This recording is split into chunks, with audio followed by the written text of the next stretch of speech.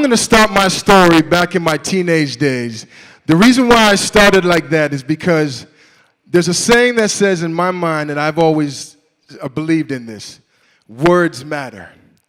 Your actions tell you a lot of things, yes, but sometimes the words that you say can be something that turns you around. I'm 14 years old. Anybody here been 14 years old before? As a male. 14 years old as a male. That's teenage years. That's right out of junior high. You're going into high school. There's about 300 kids in the school now. And in my mind, there's three things on my mind that I want to accomplish when I get to high school. One is get a girl. The second one is get a girl. The third one is get a girl. And that's all that was on my mind at that time. I'm being very honest. I'm being very straightforward with you. There were girls everywhere in that school. I mean, in all types of flavors. Being in Canada is like that melting pot. It's an amazing place to be. And it just opened up my mind to a lot of things. One thing that I didn't account for, though, the one thing that I did not account for was you had to actually speak to these women and use a lot of words, and you had to be confident. You had to smell good. There was a list of things that you had to have in place before you even went and spoke. And I was not prepared. One of the things I said to myself was, how am I going to get to talk to a female? So here's what I did. Every female I ran into, I just did this. Hello, is it me you're looking for? And that was it. I had a beautiful voice, but I couldn't speak after that. I couldn't say anything after that. I come from a long line of family members that are musicians, that sing, and that's what I used to get in the door. And it worked until they said, so what's your name and what do you do? And I started to freeze up. Hello. Right? So confidence was something that I was lacking from a young age. And it all started with, I think a lot of the times when you're younger, some kids get told the P word. And the P word is potential. Everybody ever heard that word before? You have a lot of potential. I heard that word so many times. What did it mean by to have potential? You can do it. You have all the tools. You have everything that you can do to do what you want to do. You have the P word, potential. All you got to do is put it together, put an action plan together, and you'll be all right. I couldn't get over the hump to putting the action plan together.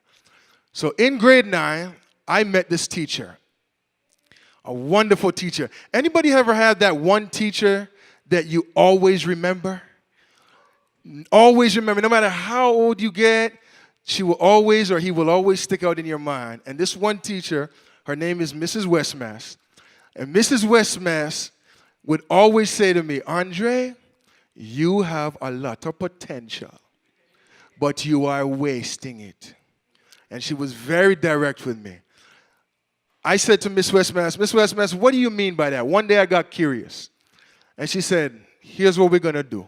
When you're done school, she was Trinidadian, that's how Trinidadians talk. When you're done school, you're going to come in my office and we're going to talk. So I went to Miss Westmass's office and we sat down. And she said, what do you know about image? And she said, look at the way you are dressed. Your shirt is out of your pants. You don't wear a belt. Your shoes are not clean. And she said, pull up your pants. Let me see your socks. I had on 2 different color socks. It didn't matter what socks I wore. She said, you have 2 different. Your image is off, but you speak so well. You have very good charisma, but your image is off. She said, first thing you got to do is what people see is what they're going to believe first. You got to change that.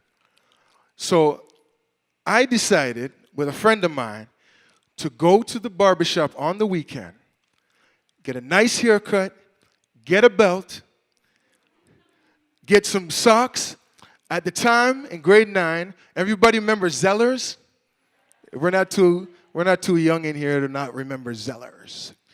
I went to Zellers and I bought some nice socks and I bought a belt and I was wearing a uniform at the time, so I bought a few shirts, nice crispy white clean shirts.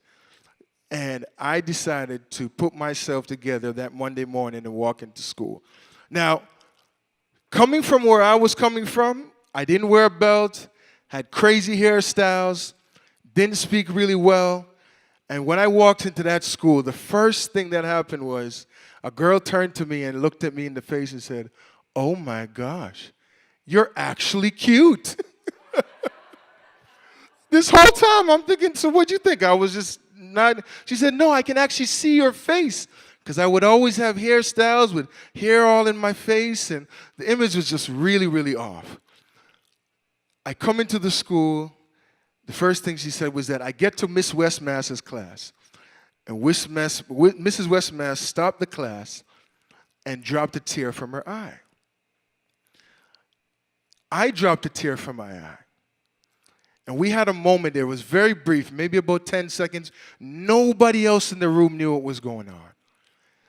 But that conversation and that talking to that she gave me had me realize in that moment that you can change the trajectory of what you do if you listen and you adhere.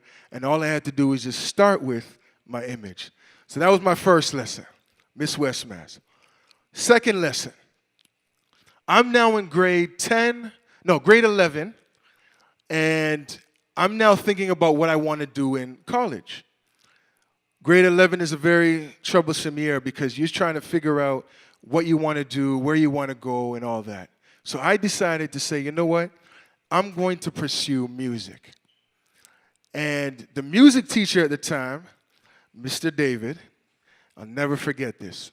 Mr. David said to me, "Music is the universal language of the world." Anybody ever heard that before? It is so true.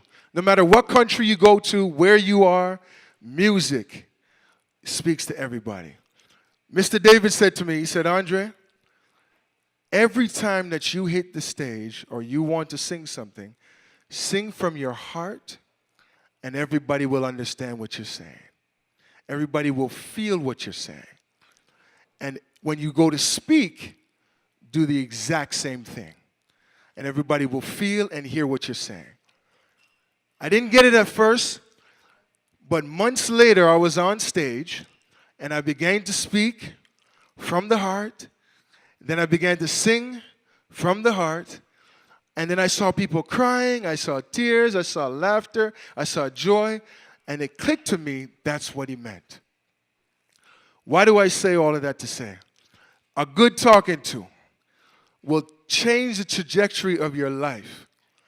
Anytime that you get an opportunity to speak to somebody, make sure you give them words of encouragement. Say something nice. There's too much bad going on in the world tonight. Can we agree on that? There's way too much negativity going on. So you get an opportunity to speak to somebody, give them a word of encouragement, because you never know how that can change their life. Now, I want to leave you all off with this one last song that I used to sing with my grandmother and my grandfather in the native town of Jamaica, which is where they're from, of an artist by the name of Bob Marley. We have any Bob Marley fans here?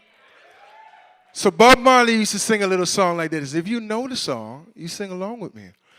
Don't worry about a thing, because every little thing is gonna be all right. Don't worry about a thing, yeah, yeah, because every little thing is gonna be all right. It's gonna be all right. My name is Andrae Ennis. Thank you very much for your time.